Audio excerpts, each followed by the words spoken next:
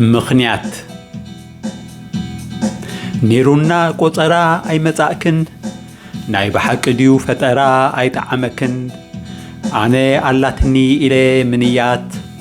እዝባ እትባ ንስኺ ምኽንያት ሶኒ ኣይመጻእክን ንምንታይ ነታኽልትና ኢልክኒ ማይ ንምስታይ ሶሉስ ኣይመጻእክን ክብል ድማ ከዕሪ ከይደ እንዳ ጫማ ረቡዕ እንታይ ተረኸበ ሮማይ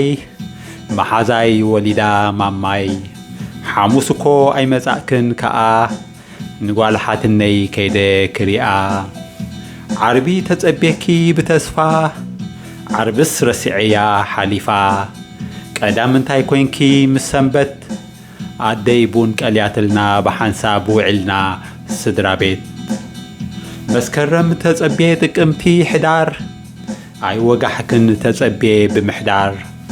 ታሕሳስ ደሚቕኪ ክብለኪ ናብ ምህሳስ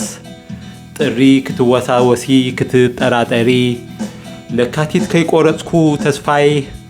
መጋቢት ክብለኪ ሓንጎፋይ ሚያዝያ ግንቦት ሰነ ዘይትመጺ ይጽበ ኣነ ሓምለ ምኽንያት ድማ ተቐልቀለ ነሃሴ ሜላባይ መጻልኪ ብቐሊል እናተመላለሰ ጳጉሜን ተጸቤኪ ምኽንያት ኣመልኪ